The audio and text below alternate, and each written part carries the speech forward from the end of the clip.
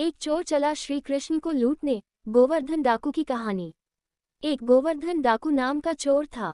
एक दिन राज कर्मचारी उसे पकड़ने के लिए उसका पीछा कर रहे थे। वह उनसे बचने के लिए एक भागवत कथा के पंडाल में घुस गया। राज कर्मचारी वहां तक पहुंचे, लेकिन उन्होंने सोचा कि एक चोर सत्संग में नहीं आएगा, और यह सोचकर वे वहां से चले गए। पंडाल में वह चोर कुछ घंटों तक कथा सुनता रहा। कथा में श्री कृष्ण के बाल रूप का वर्णन हो रहा था। कथावाचक ने कहा, ठाकुर जी अभी 7-8 वर्ष के बालक हैं। बालक श्याम सुंदर रोज सोने की छड़ी और सोने का मुकुट धारण करके गाय चराने जाते हैं। चोर तो था ही, और सोने की बात सुनकर उसके कान खड़े हो गए। उसने सोचा कि एक बालक जो अकेले वन में गाय चरा रहा हो, उसे लूटना तो बहुत आसान होगा। चोर ने श्री कृष्ण को लूटने का निश्चय किया। कथा समाप्त होने के बाद वह डाकू कथा प्रवक्ता के पास गया और पूछा, जिस बालक की आपने कथा सुनाई वह कहाँ मिलेगा। कथा प्रवक्ता समझ गए कि इस व्यक्ति पर ठाकुर जी की कृपा होने वाली है। उन्होंने उससे कहा, बेटा वह तो बहुत दूर वृंदावन मथुरा में रहता है। उसके पिता का नाम नंद बाबा है। चोर ने कहा, ऐसे नहीं, पूरा पता बताओ, मैंने अच्छों को लूटा है, ये तो फिर भी एक बालक है। इस पर प्रवक्ता ने जवाब दिया, अरे वह चोरों का भी सरदार है, तुम उसे इतनी आसानी से नहीं लूट पाओगे।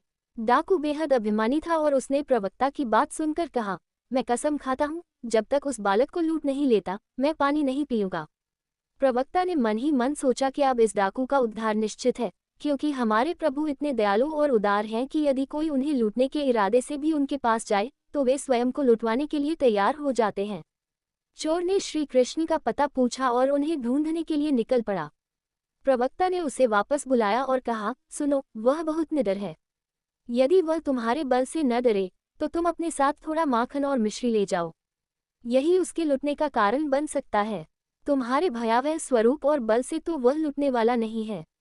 डाकू ने कुछ माखन और मिश्री ले ली और यह निश्चय किया कि वह श्री कृष्ण को लूटकर ही रहेगा। श्री कृष्ण से मिलन की आकांक्षा, चोर की यात्रा और कठिनाइयां। वह डाकू पूरे रास्ते पैदल चलता हुआ श्री कृष्ण के पते की ओर बढ़ा। डाकू अपने नियमों का बहुत पक्का था। उसने पूरे रास्ते पानी तक नहीं पिया। आखिरकार वह वृंदावन के पास पहुंचा। वहां उसने कुछ चरवाहों को देखा जो अपनी गायें चरा रहे थे। उसने उनसे श्री कृष्ण के बारे में पूछा। उसने कहा, श्याम सुंदर नाम का वह बालक कहाँ है जो सोने की छड़ी लेकर, सोने का मुकुट पहनकर और सोने की करधनी बांधकर गाय चराने आता है। चरवाहों ने उत्तर दिया, वह तो पहले के युग की बात है, जब भगवान ने गोपाल रूप में अवतार लिया था। ये सुनकर डाकू ने कहा, नहीं नहीं, ये तो एकदम ताज़ा खबर है। मैंने कुछ दिन पहले ही इसके बारे में सुना और तभी यहाँ आया हूँ। तुम मुझे भटकाओ मत, मैं स्वयं ही श्याम सुंदर को ढूंढ लूंगा। वह बेचारा भूखा प्यासा कई दिनों से पैदल चलकर आया था। जिस किसी से भी पूछता वे कहते कि यह तो बहुत पुराने समय की कहानियां मात्र हैं।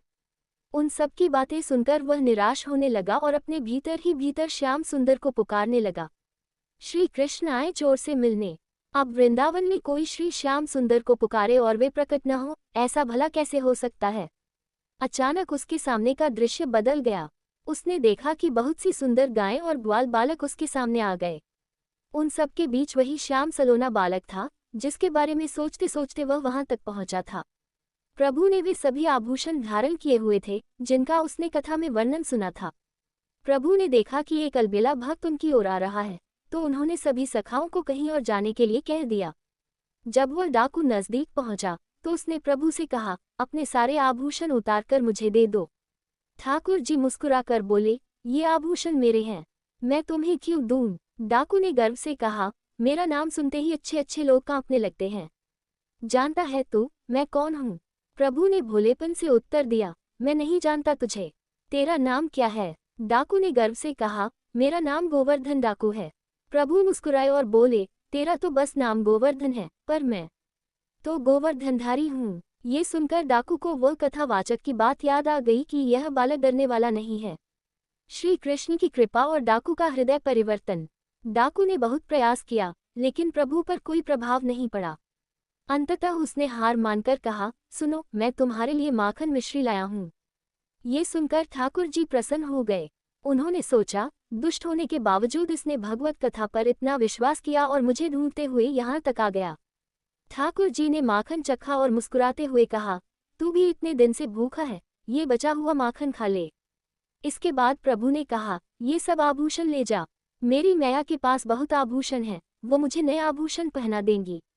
जब उसने प्रभु का दिया हुआ प्रसाद खाया तो उसके सारे विकार नष्ट हो गए, उसके भीतर की दुष्टता समाप्त हो गई और वह प्रभु की कृपा से बदल गया। उसकी आंखों से आंसू बहने लगे, वह प्रभु के चरणों में गिरकर रोने लगा। ठाकुर जी ने फिर कहा, ले जा ये सारे आभूषण, लेकिन उसने हाथ जोड़कर कहा, प्रभु मैं आपको छोड़कर यह आभूषण कैसे ले सकता हूँ।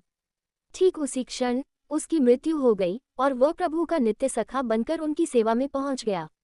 निष्कर्ष, उस चोर ने सिर्फ एक संत की बात सुनी कि एक कन्हैया नाम का बालक है जो गाय चरा रहा है, और वह उसे ढूंढने चल पड़ा। उसने प्रण लिया कि जब तक भगवान नहीं मिलेंगे वह पानी तक नहीं पिएगा। और दूसरी तरफ हम हैं, हमारा जीवन धीरे धीरे व्यतीत हो रहा है, लेकिन हम अपने समय और ऊर्जा को भोग विलास में व्यर्थ कर रहे हैं।